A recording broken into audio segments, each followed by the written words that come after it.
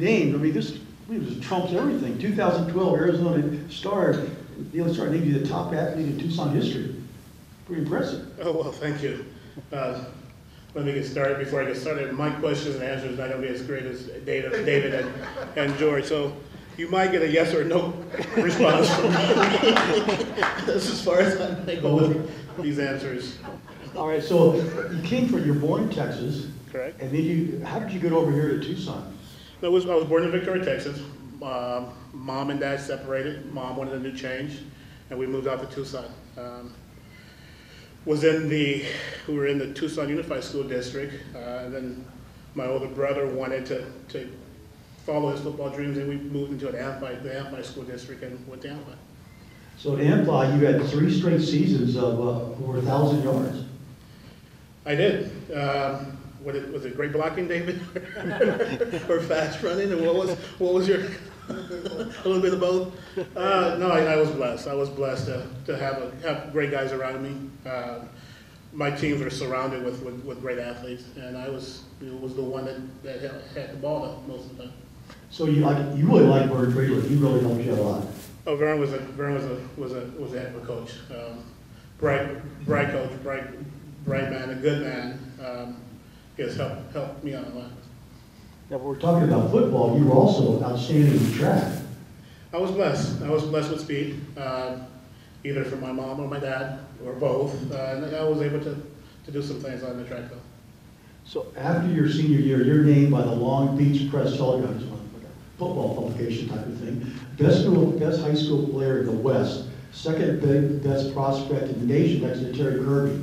Not too bad. No, you went way back to find that out. But no, I was, like I said, I mean, I was blessed. But you're still track. You go to the U of A. I mean, was everybody happy? All the schools happy? I had a few schools that sent me a letter, just at what David sent. You get all these letters in the mail at the last minute. I chose to stay at home.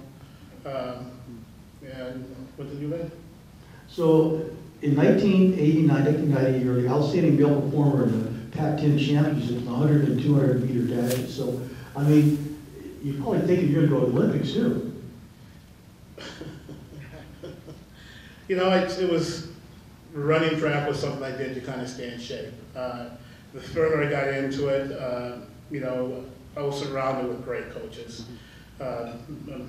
My high school coach, Mr. Ingard, he let that into my head. You could actually make the Olympic team. And then from high school, I went on to the University of Arizona. Had Fred Harvey. He once again, hey Mike, if you take some time out, take some time in training, I think you can make the Olympic team.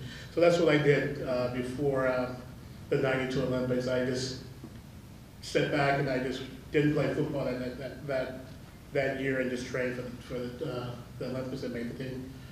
Bronze medal too. End up getting the bronze medal. Wasn't easy. Lane 1, the only person to medal from Lane 1 that was able to get that done. So you played 2 years at the U of A in football because of track? It was 2 years at U of A for football, but it wasn't because of track. And my football career didn't go as well. And I wanted more playing time. That didn't go well, so I thought I could actually fall back on my track. That's going to give me my happy pill.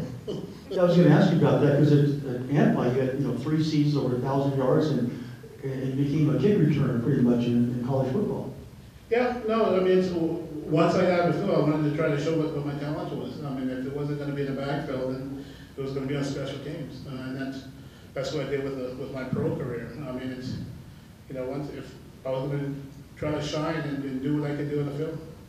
So after the Olympics, you got drafted by Seattle, right? You waited a year to go to camp because of the Olympics. I did. It was a little bit of both. I wanted to experience my overseas track, the experience overseas running, and then on top of that, being an Olympic medal, being drafted in the 6th round. Of course, I wanted a bigger signing bonus, so it was a hell out on that end because I was able to go overseas and make some money and do that without going through camp, and what they were willing to pay me wasn't what I wanted. Was it hard adjusting? You're playing track, you're a sprinter, and then all of a sudden start playing football? No, it wasn't that hard. It wasn't that hard at all, no. The running patterns are kind of the same. What was that? The running, you're running, you go like I thought I read we had a sprint coach or football coach to work with you on your football training. I did extra work. I needed extra work. Just being the fact that I was a running back at high school and a running back in college, really didn't do much with my skill set at the college level. So once I got drafted in the pros, Tom Flores switched me over to a receiver. So not having much receiver background, I needed extra work. And so yeah, I went and hired a receiver coach and did extra work on that. And then on my running, my running was natural. You know, when I do these interviews and I look up there, I knew who you were. I didn't realize you played 11 years in the NFL. That's a long time. You know, I was blessed. I mean, being that I was a special team, so I wasn't on the field a whole lot. But I was blessed to get 11 years in. 5-time Pro Bowler, 1990s NFL All-Decade team. And I got to concur that to a lot of my teammates. It's great blocking. Having success at the position that I did as a special team, it revolves 10 other guys. And now you're a strength coach now or fitness? I do some personal training. I do some speed and conditioning training, primarily with the younger kids. Well, congratulations. Thank you.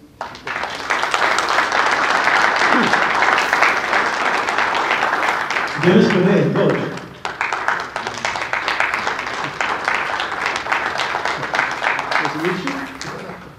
All right, 13 years, South Point football coach. This past season, you go 14-0. South Point's first state championship ever. That goes back to 1952. I mean, there were some great teams in that didn't win. Yeah, no question. It's very difficult, and so it was very rewarding for all of us at South Point. And like I said, I think for all the past players and coaches, it was we all shared that victory. So obviously, the regular season, get to the playoffs, it's a whole different thing. Yeah, no question. And we've had great success going to the playoffs early in my career, coming up short. And you just go back to the process. I spent a lot of time talking with Coach Condrea in the off season, so you just stay with it. And we're blessed to have some talented athletes, have a great coaching staff, and it all came together. And you played quarterback in the early 80s under Ed Doherty. Yeah, I was very, very fortunate to play for Ed Doherty. And back in those days, I can remember being a freshman watching David play at Sunnyside, and Vance Johnson at Choya. And it was just a great time to be in high school football, and for me especially to be coached by Ed Doherty. At South Point, he was next to God, and I feared the man. I feared him. When I saw him coming down the halls, I turned the other way and tried to hide. He was the aura of him and just the kind of man he was overwhelming for me personally, and to this day I owe him a tremendous amount. So in 1981, I guess you lost the state championship to Trevor Brown. Yes, it was a great game, and we were led by Jeff Heydrich.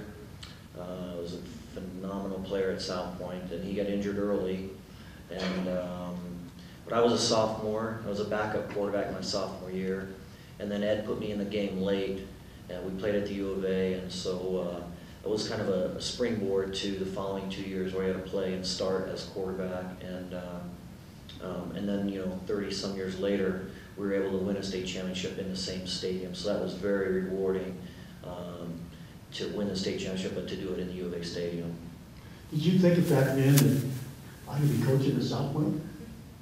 No, I didn't. I had dinner with Pat Welkert last night, and so Pat gave me an opportunity in 1999 to be an assistant coach. And I had been out of the game for about 10 years, and so when I went back, if anybody you know Pat, he's such a grinder.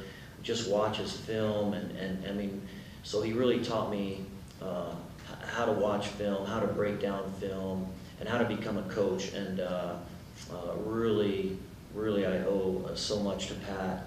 And yeah, it was a blessing to come back as a coach and be tutored, be mentored by such a fantastic man. Well, I noticed after South Point, you played quarterback at Scottsdale Community College in Northwest Missouri State. So, and then I know you studied, you a veterinarian? Yes, I went to Scottsdale Community College, and I played for the great John Avianantos. And Coach Avianantos coached me my freshman year, and really one of the great men that I've ever come across in my life.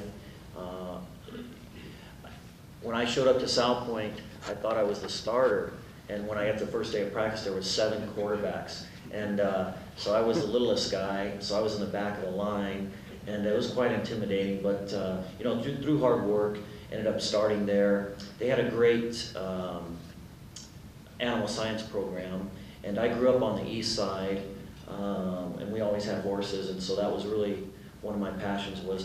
I wanted to become a horse doctor, and I was really blessed to have done that. So, because I noticed, because there was, like you mentioned, there was a time between when you got out of football and you came back in. What made you decide to get back into coaching?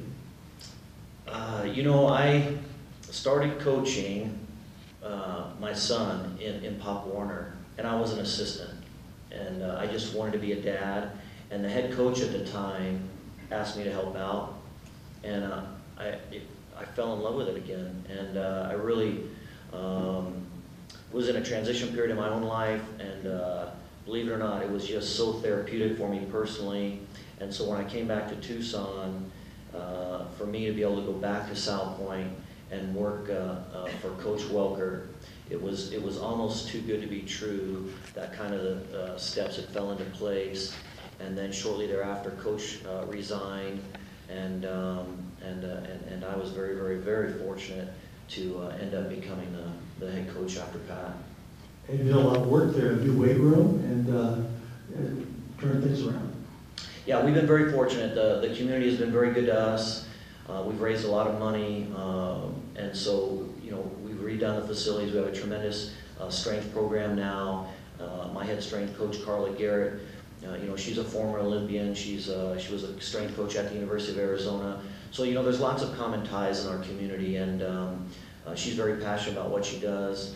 And you know, we put in the new stadium, or the new turf in Ed Doherty Stadium, and I think having the upgraded facilities has allowed us to attract some of the top kids in town, and you know, it's reflected, I think, in their performance and our success. And I saw also you become a football master trainer. Yeah, that's, you know, I get a phone call in the off season. You know, you get asked to speak at a lot of the coaches' clinics, obviously, and so that led to USA Football asking me to come on board as they call it, a master trainer, and really you're just a coach's coach. And so that's been a new avenue that I've taken, and it's been really rewarding. I'm leaving Thursday night to fly to San Francisco, and we're going to put on a tackling clinic for 2,000 youth football players, me and the other trainers in the Bay Area. So it's tremendously rewarding. Like I said, once you know, the game is changing a bit, and the focus on safety and some of those things has to be an absolute priority for coaches. And so, you know, I'm very glad that I'm a part of it, and to be a part of USA Football. Well, thank you. Congratulations. Thank you.